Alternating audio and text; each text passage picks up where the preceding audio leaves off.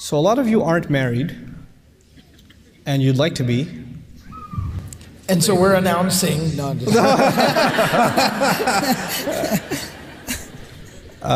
no, and there's a lot of, look, there are families that are very conservative, there are families that are not as conservative, you come from religious backgrounds, some of you don't come from religious backgrounds, but the fact that you're here in an audience like this one means that you care about Islam.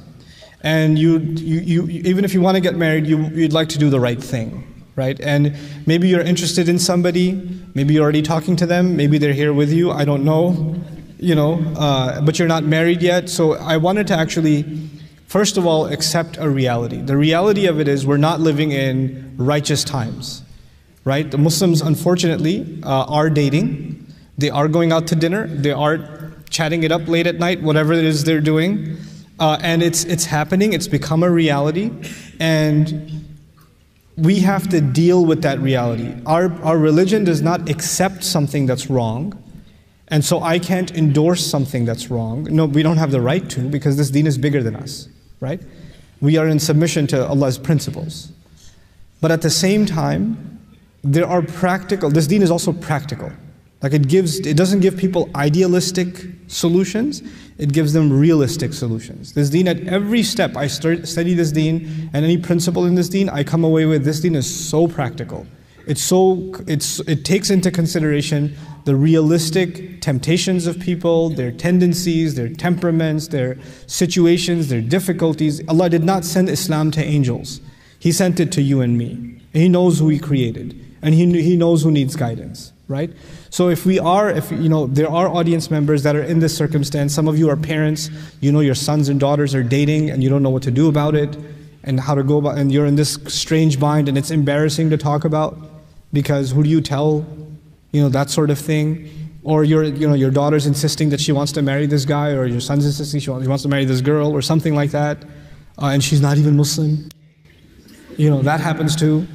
Or she's ready to accept Islam, but the mother says, accept Islam. Nobody talks. They don't. No, mothers don't talk like that. Mothers hold a knife behind their back and say, no, bring her over. Bring her over. I'll give her the shahada. She'll be a shaheed. Hold on, can you act that motion out? Yeah, let me just... time for camera? Yeah. It was not on the mountains. Anyways. But anyway, what I wanted to ask you guys, because you guys are I'm allergic to fiqh, so that's why these two guys are here. So, what do you do in situations like this? Guy wants to marry this girl, they've already been talking or whatever, going out to dinner, and now they want to do the right thing, right? Or they want to get the family involved, they want to take good steps. Well, what do? Help him out. Help that one out over there. Look, he's shaking his head. I'm kidding. I don't see you. Now I do. He just got up and left. Okay. Well, obviously you gotta just talk to people, right? So you're gonna have to, at some point, there's this bizarre delusion that a lot of times young people live in, that somehow I can just proceed in this manner forward without ever dealing with the situation at hand. You are going to have to find a way to end up bringing your parents, your family into the situation. You're going to have to sit down and talk to them. And one of the things I tell a lot of young people is, and I'm going to get to the parents in a second, but I'm just speaking generally outside of any type of abnormality. Normal parents, like I said earlier in the lecture, they love their children more than they, love life itself. So it's not so much about what you're saying, it's how you say it. So storming into your house and kind of saying like, hey, listen, this is what's happening, this is who it is, and this is what's going to happen. There's a way that conversation is going to go, and it's not going to go very well. And then there's another tone of the conversation where you sit down and you kind of say that, look, I want to be happy. What? And I want to find the right person for me. How long have you wanted to be happy?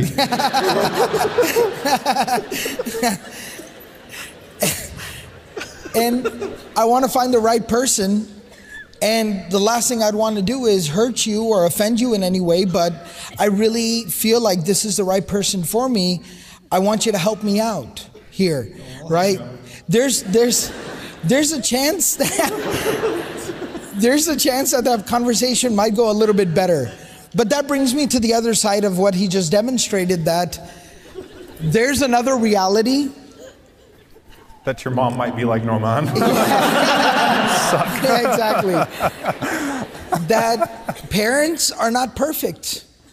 And that's probably one of the biggest taboos, most taboo things you can say in the Muslim community, whether it be America or Singapore, right?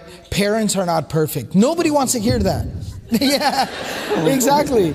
Exactly. So it's just a reality. And so that's where what I'll tell young people is, if you are trying to make things right, as you said, maybe you did things wrong, but now you're trying to make them right. Or maybe, mashallah, you're one of those young people who are trying to do things the right way from the very get-go, and your parents are they're not perfect and they're not being reasonable, then try to find some type of ally, right?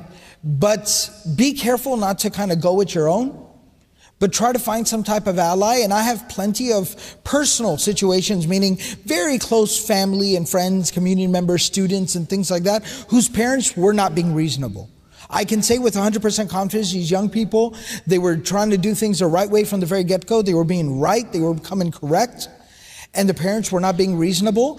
They, instead of just completely flying solo, they ended up trying to get some type of allies on their side. Maybe it was an uncle, maybe it was a grandparent, maybe it was the Imam of the community, maybe it was somebody, right? Yeah, they did.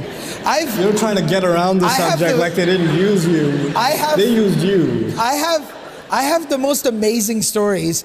I had a mom throwing plates at me. I was like dodging plates. It was amazing. Because the mom's like, okay, please tell him he can't marry her. And I said, well, actually, I just did their nikah. Yeah. I was like, I can't. It's completely valid for these two people to get married, especially her father, even from the fiqh position that the wali of the girl has to be involved. Her father's completely on board. I've spoken to him on the phone. He's completely down. So he actually can, and I even think should marry her. And she was like, I'll be right back. She came back with plates and she just started throwing plates at me. Get out of my house. I said, okay. So that might be the reality where the parents are not being reasonable, because parents aren't always perfect either. But in that situation, make sure you try to get some type of allies on your side. And here comes the little bitter pill for young people. If you're not able to get anybody that can see your logic, you can't get anybody to see your side of the situation. You're probably insane. Yeah. You're probably going things about the wrong way. So. And one thing that I would say, and I don't know if it's understood yet or not, but you don't wait a year to take your parents into confidence on these things either. You do it from the get-go. You do it from the get-go. You don't go get emotionally attached to someone, start going about things the wrong way, in a haram fashion, in a way that Allah, we're not talking about cultural norms now. See, here's the thing. Let's face it here. There is no way to know for a fact what type of person you're going to marry until you actually marry them. There is no way. And in fact, psychologically speaking, dating will not do you any favors. It's not going to help you know that person more. It's going to help that person make a better impression on you, not help you know them more, because until you live with the person, there is no way to completely know them. So that's something that is, the decree of Allah subhanahu wa ta'ala, and things happen, and that's true. But let's face it, collectively as a society, are we moving deeper into a marriage crisis? Or are we getting better because we've loosened restrictions and so on and so forth, right? Whether it's the Muslim world or the Western world or what have you, because there were certain decency cultural norms from a decency perspective that were in place even in the non-Muslim world, in the secular world. And there is a crisis in every part of the world in this regard. So when it comes to the Islamic perspective now, we believe that Allah subhanahu wa ta'ala is the turner of hearts, right? We understand that Allah subhanahu wa ta'ala is the turner of hearts. Don't think that you can disobey Allah subhanahu wa ta'ala, do things haram, with the intention that you will right it one day. And Allah subhanahu wa ta'ala is going to put barakah in your relationship. You're fooling yourself. You're not going to fool Allah subhanahu wa ta'ala. You are fooling yourself. Now there's a difference between two people, and even the Sharia makes a distinction here of two people that started something wrong and they generally made tawbah. And Allah left it ambiguous. They actually made tawbah. They actually repented. And it wasn't a tawbah that was conditional on me marrying this person. It was a tawbah of like, wow, I did something haram, astaghfirullah, let me now go and approach this right. It wasn't, fine mom, dad, I'm sorry, but I still need to marry that person. And that's the only way that it's going to happen. You have to take them into consideration from the very beginning. And when parents are unreasonable, I will say this as well. You learn this the hard way, sometimes very later on, much later in your life, but your parents are not seasonal. The whole world will turn their backs on you before your parents turn their backs on you. And you will learn that the hard way, right? Many, many times in life. With friends, sometimes with spouses, with whoever it may be, with mashayikh, with your teachers, with your closest friends. You will find that other people will be seasonal at times. Your parents will never be seasonal. They will not, even when your parents say, I'm not going to talk to you because you've decided to go forth with this, they don't really mean it. Right? They're saying that as a threat, hoping that you'll recognize the situation. Now, when parents are wrong, when they're dead wrong, and when they're standing in the way of something that is halal, something that is completely pure, something that's been pursued in the right way, then at that point, there is the option in Islam to override them through a particular process. But even then you have to ask yourself if it's worth it. Even then you have to ask yourself if it's worth it. So I have a tough question for both of you. What's that? I have a hard question for both of you. Okay. There are people in the audience, inshallah they're not, but there are people in the ummah that are dating for a long time, a year, 2 years, 3 years. And the first advice that comes in my head is just get married. Doesn't matter who says what. Because you're clearly not going to let each other go. I totally disagree. You don't? I completely disagree. That's setting them up, that's giving a temporary solution. You'll make them happy for now, but their relationship is going to fall apart. Look, I do marriages and divorces. I've been doing it for 10 years, personally. And most of the time when we gave in and said, okay, fine, just let them get married, they were divorced within 3 months because they've already gotten past all the rosy part of the relationship. What I would say instead is that you have to step back and seek rational advisors, like Sheikh Abdul Nasir said, that will let you know if whether or not this is a good idea or not. And if it's a good idea, and if the fundamentals are there and the foundations are there, and you can work through it and so on and so forth, then it's better for you not to make a long-term mistake, something that's going to damage you for the rest of your life, just because you made a short-term mistake and it's going to hurt you to get away from that. Man taraka shay'an lillah awadahu Allahu khayran min. You leave something for Allah, Allah subhanahu wa ta'ala gives you something better than that. So look, if you've been in a relationship for a very long time and you really feel bad, you want to make tawbah, take a step back, ask Allah sincerely for forgiveness, then try to approach it rationally. Seek advice from people, whether or not you think this can be a good marriage or not going forward. Don't try to just take the pill that's going to make you feel good now and let you get married and then everything falls apart because you did not. Marriage is a rational decision. Marriage is not an emotional decision. It is supposed to be a rational decision. It's not supposed to be an emotional decision. So that's the point here. You look for compatibility. What is the main reason that people fall apart in relationships? Compatibility, correct? Lack of compatibility. You look for compatibility. You can't find that if... All right, I'm just going to stop now. No, I'm listening. I'm totally listening. You can't determine whether or not a person is compatible if the only thing you've seen are roses and nice restaurants and sneaking off into movie theaters and having conversations where half of the conversation is just fluff. No, it's you can't determine. Yeah, when you're in the situation, you're basically blinded by your own emotions and what's going on, right? So what you're saying is, like we see this in any situation, you bring in a fresh set of eyes, you bring in a fresh, different outsider's perspective. We know that in business all the time. You bring in a consultant who's not in the company, right? Who can. It's not, but there are certain human realities, right? And the human reality about when you are in an experience, when you are experiencing it at that moment, there are certain blinders that you have on. You're just not being able to see the big picture here. Here's the thing. Here's why I disagree with both of you. And I'm totally okay with disagreeing with people. I have learned to revel in disagreement. It is my dessert. So, how many marriages and divorces have you done? Oh.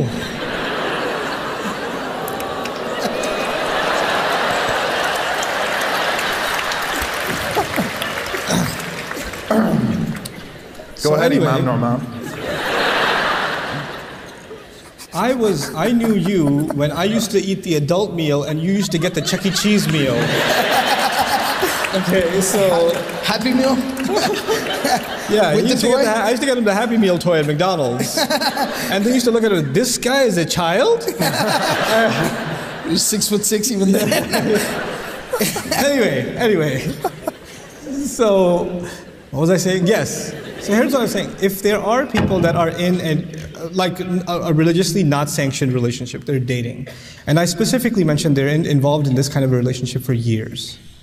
My argument and my problem is that these people are emotionally invested in each other. Yeah. And they have spent quite a bit of time together. Right or wrong, they've already done that. My personal problem is, why should this be some other man's fault that his now wife has emotionally already invested herself in someone else who's not going to leave her head anytime soon? And this is going to be a problem later on. Like they almost like they deserve each other at this point. Like this is my thinking about this problem. And maybe they don't get married, fine. But at least they should be given the option to pursue this. If you want to add the rational element to this too, they were never rational to begin with. Black and white? Huh? Can we agree that it's not black and white? It's a case-by-case situation. Sure, it is a case-by-case situation. But this is the problem becomes with these families. They say, well, you can marry anything you want, not her. That's the one. Well, no, that's still very much a possibility. And yeah, I don't disagree with you there. Well, I think we're talking about two different issues. I think that as far as the family is concerned, the family has to kind of resign themselves to the reality at this point that these two individuals are so emotionally vested into each other that they're going to be useless to any other human being. Actually, they're going to destroy somebody else's life. Yeah, that's what right? I'm arguing. No. So I think from the family perspective, that's fine. I think what we're talking about is those two individuals themselves, they just have to understand that the premise, this amazingly solid foundation that they think that their relationship is built on is actually really flimsy and very superficial. That's what we're just saying. Yeah. So maybe you're saying that if they're going to fail, you have to sometimes kind of let people fail to know that they made a mistake. How many people actually end up marrying their first crushes or end up marrying the person that they thought was going to be their, prince in shining armor and that was going to be their, how many people end up actually going forth with that, marrying that and end up in happy marriages? It's a very small portion of humanity, not just very turbulent relationships. Extreme, and what happens is, one of the things that Allah subhanahu wa ta'ala tries to protect us from with the, and I don't even want to call them restrictions, because al-asl fi al-ashya' al-ibaha, the basis of all things in Sharia is that it's permissible unless it's proven to be haram. But one of the reasons why Allah subhanahu wa ta'ala directs us in this way is that our interactions before marriage should be in a way that it is as rational as possible, that the position that we're taking, that when we're deciding to go into this lifelong commitments, the average divorce rate worldwide now is 48%. In America, it's close to 60%. That is going to happen. It's inevitable. There was divorce in the time of the Sahaba. And those numbers are skewed because like 50% of the population doesn't even believe in marriage anymore. Right. So only 50% of people get married and 60% of them end up divorced. Right. So the numbers are actually catastrophic. And then 30% do this and 20% go and then 10% and then there's a lot of numbers involved. Well, I'm a Mayman, so it's very natural. I was just doing math, okay? But no, so you're talking about... I only understood about 3.2% of what you guys just said. I'm just saying the reality is only 30% of people in America are married. That's it. That's scary. So there's the extreme of, which we were taught was ideal Islam, which I've heard many times. I've heard, and I'm sure you've heard this as well, parents that will tell their children, I married your mom without even seeing her. Right? You had bad eyesight or something. We didn't even know each other and alhamdulillah it worked out. But they're miserable and so on and so forth, right? There is a sunnah precedence here. The sunnah worked out is very loose term. The sunnah precedence of this is people who want to get married should talk to each other, not ask each other what your favorite color is or what's your favorite song, or do you like long walks on the beach too? And no, but like actually have serious conversations about compatibility. Should actually sit down and discuss things within a controlled environment where their emotions cannot get the best of them. And that's the whole purpose of not allowing absolute khalwa, absolute seclusion. Because when you're in it, that's why Allah subhanahu wa ta'ala, it's called the spider's web, al-ankabut, right? Allah subhanahu wa ta'ala describes it as the most flimsy of houses. When you're in a spider web, when you're caught. You can't see outside of it. It's the most flimsy of homes, but a bug that's caught inside of it, right, is not getting out. Why? Because you can't see past it. You think that that's your reality and you've resigned yourself to that. And it's irresponsible for everyone to say, okay, fine, go ahead. Go ahead and ruin your life. No, if it's something that, because you're talking about parents that stood in the way of something that was unjust, that they were not justified in doing so. That's where the Imam comes in, or that's where someone comes in, or an ally comes in and says to the parents, you need to chill. You need to calm down. Alhamdulillah, at least it's a Muslim. At least it's someone that, at least they pursued each other for the right reasons. Yes, maybe because of the circumstances, they thought it would be an innocent phone call. They ended up talking too many times. They ended up meeting a few times and so on and so forth. But there was still some level of conscience. And let me hold back for the sake of Allah subhanahu wa ta'ala. At that point, you act as a facilitator. At that point, you act as a facilitator. But it's not black and white.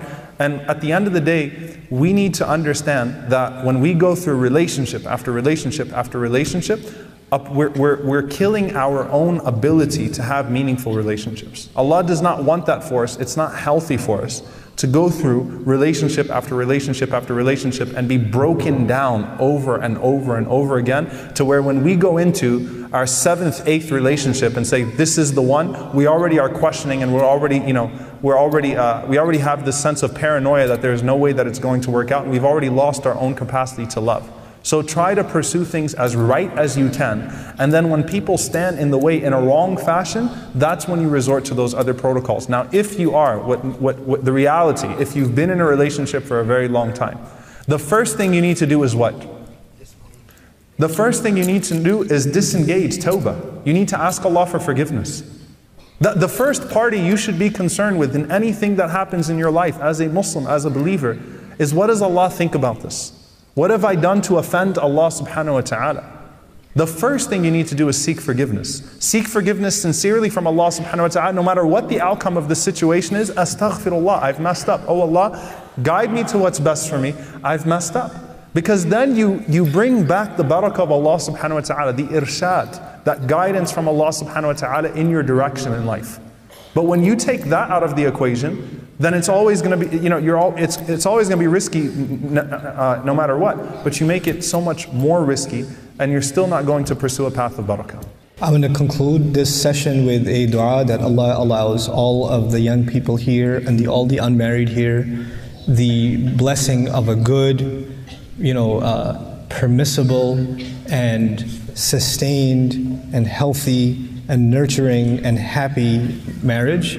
And I pray that Allah Azza wa Jal gives the parents happiness in the marriage of their children, and the children happiness in the marriage to each other, and Allah provides them with righteous children that can carry the flag of Islam in the future, inshaAllah ta'ala.